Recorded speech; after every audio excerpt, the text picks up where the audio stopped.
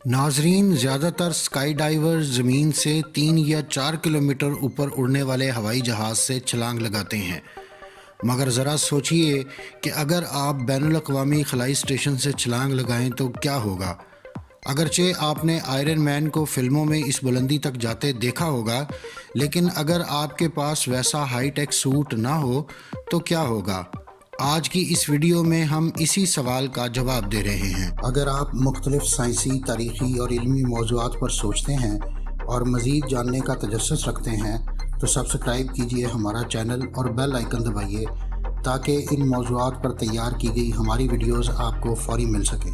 नाजरीन, अगर कोई शख्स इंटरनेशनल स्पेस सेंटर से छलांग लगाएगा तो वो आम उसूल के मुताबिक सीधा नीचे ज़मीन की तरफ नहीं गिरेगा, बल्कि उसे ज़मीन तक गिरने में करीब 2.5 साल लगेंगे। मगर ऐसा क्यों है? दर हकीकत अगर सीधा ज़मीन की तरफ गिरे तो सिर्फ 2 घंटे लगेंगे, मगर जब खलाई स्टेशन से छलांग लगाई जाती है तो सीधा ज़मीन की तरफ गिरने की बजाय आप ज़मीन के ऑर्बिट में घूमना शुरू कर देंगे, क्योंकि स्पेस स्टेशन एक F-16 जहाज़ से करीब 12 गुना ज़्यादा तेज़ी से हरकत कर रहा है। और ये इतनी तेज़ रफ्तार है कि अगर आप ज़मीन पर भी इस रफ्तार से कुछ फेंकें तो वो ज़मीन के गिर्द चक्कर काटने लगेगा। इसी तरह खलाई स्टेशन से छलांग लगाने पर थोड़ी देर तक आप भी इसी रफ्तार से हरकत कर रहे होंगे।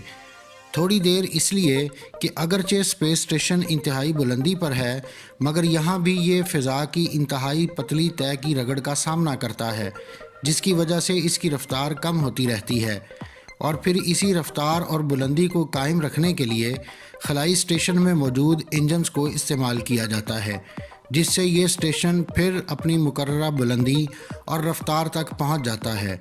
मगर ज़ाहिर है ये इंजन आपके साथ मौजूद नहीं है, इसलिए छलांग लगाने के बाद आप आहिस्ता आहिस्ता ज़मीन के मदार से नीचे गिरना शुरू हो जाएंगे। मगर इस सफ़र में ख़तरा ये है कि खला में मौजूद सेटेलाइट्स या पत्थर वगैरह के 13,000 टुकड़ों में से कोई आपके साथ टकरा जाए।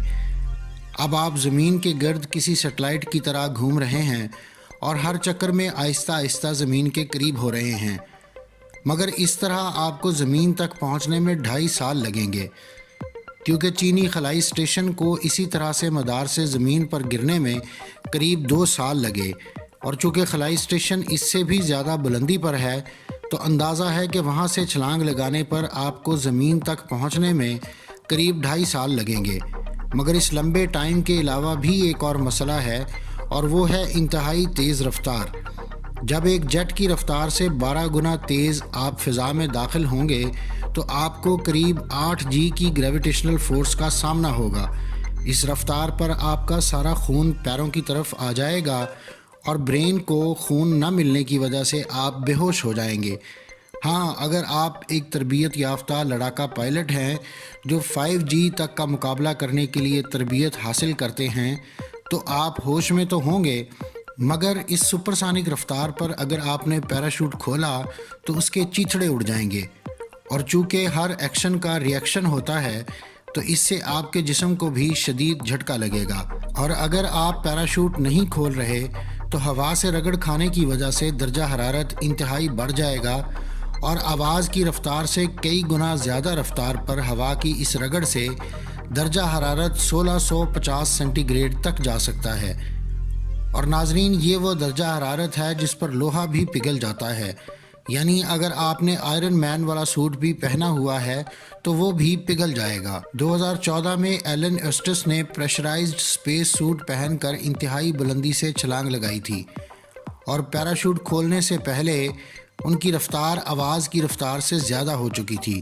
मगर जब आप खलाई स्टेशन से छलांग लगाते हैं तो आपकी रफ्तार आवाज़ की रफ्तार से 3 गुना ज़्यादा होती है।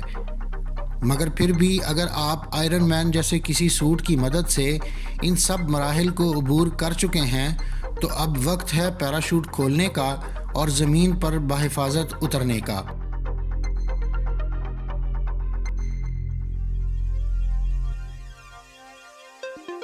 नाजरीन, ये थी आज की वीडियो। अगली वीडियो तक के लिए मुझे इजाज़त दीजिए। अल्लाह हाफ़िज़।